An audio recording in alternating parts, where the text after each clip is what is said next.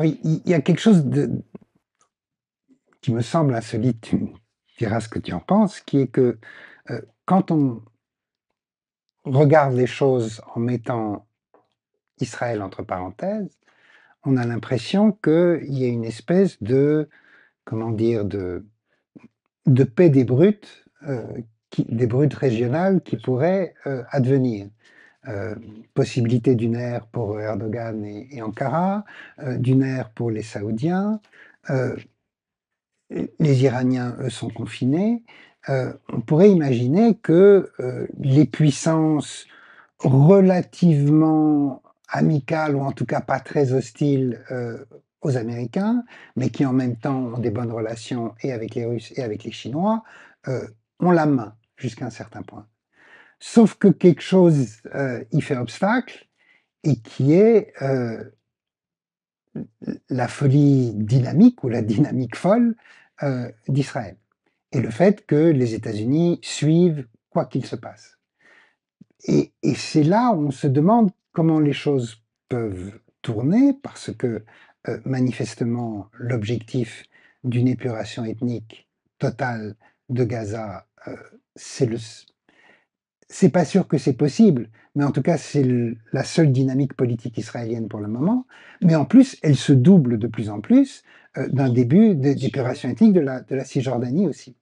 Euh, et donc, du coup, quand même, même si des États comme la Turquie et comme l'Arabie saoudite tiennent leur population jusqu'à un certain point, il vient un moment où trop c'est trop, et ça pourrait être vrai pour la Jordanie aussi, et où des choses peuvent se passer. Donc là, comment... Oui, je suis tout à fait d'accord et je pense que c'est ça qui, au début, on parlait de quelque chose qui reste quand même en suspens parce qu'on n'arrive pas tout à fait à maîtriser ces dynamiques.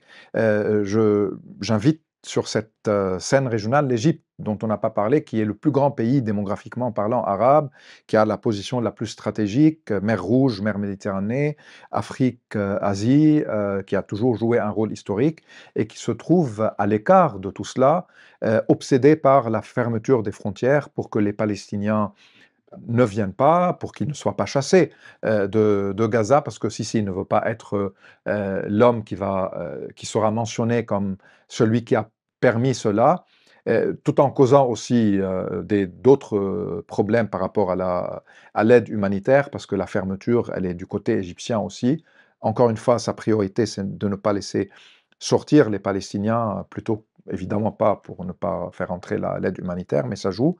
Et pour les autres, euh, ils ne, c'est-à-dire leurs condamnations sont tellement tièdes par rapport à tout ce qui se passe à Gaza et même en Cisjordanie que l'on se demande s'ils ne préfèrent pas que les choses aillent plus vite juste pour en finir avec ce problème et pour se consacrer aux projets économiques, aux ententes entre despotes ou entre hommes forts comme ils aiment se présenter.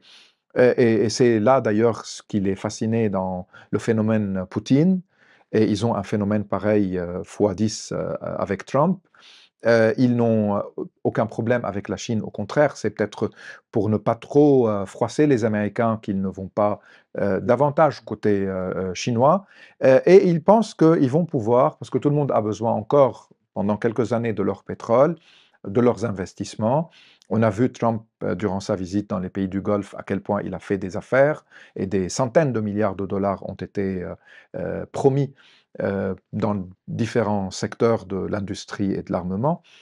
Donc, ce qui est, je ne sais pas si on ne peut pas l'expliquer, mais c'est cette folie israélienne qui ne s'arrête pas. Et est-ce que Netanyahou, bien que je ne pense pas qu'il est idéologique, il est beaucoup plus pragmatique et opportuniste, mais est-ce qu'il y a une folie idéologique aussi, dans le sens où, si elle n'est pas directement religieuse, mais c'est le moment pour refaire un nouveau Moyen-Orient, comme il le dit. On peut changer le Liban, on peut en Syrie devenir un acteur extrêmement puissant.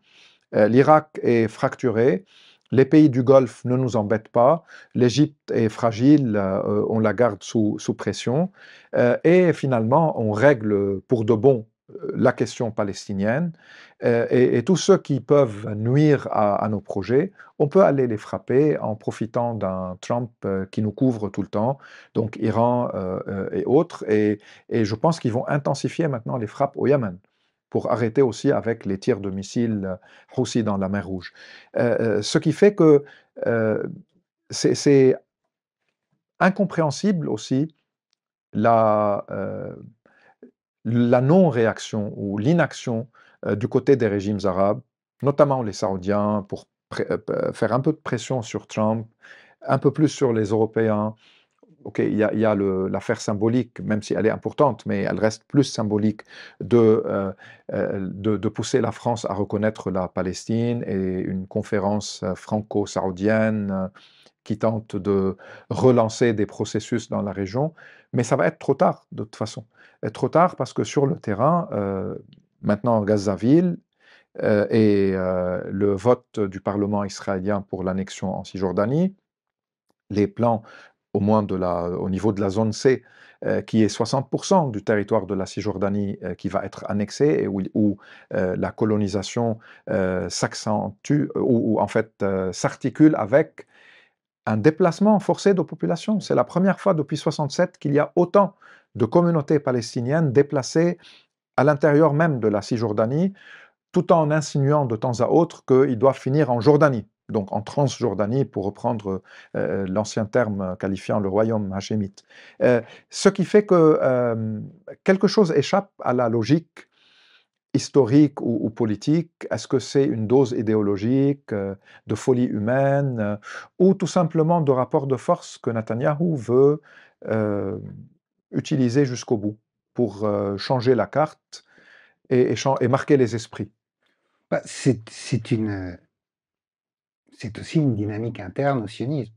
Oui. C'est-à-dire que dès le départ, la possibilité de Eretz Israël, c'est-à-dire de faire de l'entièreté de la Palestine mandataire un territoire exclusivement israélien juif, Oui. euh, c'est là. C'est juste que c'était pas possible. C'était pas possible pour des raisons idéologiques, pour des raisons morales, pour des raisons géopolitiques, pour plein de raisons. Là, non seulement c'est possible, puisqu'il n'y a aucune résistance nulle part, mais en même temps, il n'y a pas d'autre logique. Oui. C'est-à-dire que c'est une logique interne, d'une certaine façon. Oui. C'est même pas c'est ni une affaire de calcul géopolitique, que Oui. ce serait dans leur intérêt, ni une affaire d'idéologie, que ce serait une idéologie messianique, chez certains sans doute, mais c'est même plus profond que ça. C'est le On seul game in réalise. town, c'est Ouais. la seule logique qui reste, d'une certaine façon. Oui, oui, et ça alimente ce qu'on considérait souvent des théories de complot sur le grand Israël et sur cette volonté d'anéantir l'existence palestinienne.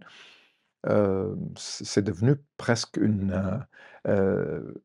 volonté assumée par Netanyahou lui-même, a utilisé le terme. N'en parlons pas des idéologues dans son gouvernement ou des idéologies, des idéologiques, et même les cartes que Smotrich présente, celles du révisionnisme sioniste, sont affichées maintenant de plus en plus. Ouais. Mais en même temps, comment ça va se terminer? Quel est l'aboutissement de toute cette folie? Je trouve que Parce rien que n'est clair. l'impuissance des régimes environnants, arabes, mais même turcs, c'est une chose.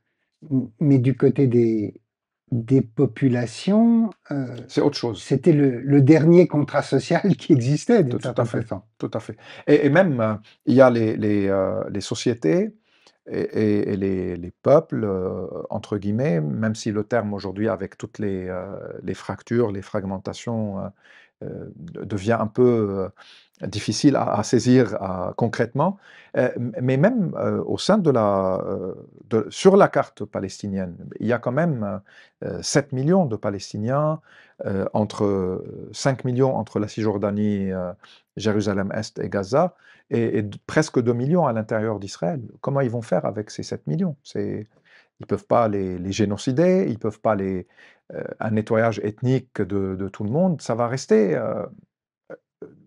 sans solution. Ils ne vont pas pouvoir avoir une majorité sur tout le territoire. Ah oui, non, ça va. Je Plus parle du projet exactement. sioniste, Oui, ouais, ça va être un processus in progress. pendant Ouais, des décennies dans ce c'est cas-là. ça. Ouais, ouais. Bon, je ne crois pas qu'on peut aller plus loin aujourd'hui, hélas. Non, et moi, je pense qu'aussi, c'est-à-dire, le peuple palestinien est extrêmement résilient, même si le terme, je ne l'aime pas trop pour des raisons libanaises, parce qu'on l'a trop utilisé, et parce que comme si on condamnait les populations de la région à rester résilients, comme s'ils n'ont pas d'autres choses à faire ou d'autres tâches dans leur existence que d'être résilients. Mais il est vrai aussi que la résilience palestinienne et le refus de l'effacement garde un certain espoir que peut-être un jour, une raison va l'emporter sur la folie meurtrière. Venant d'où? Ben, des sociétés, encore une fois. Espérons. Espérons.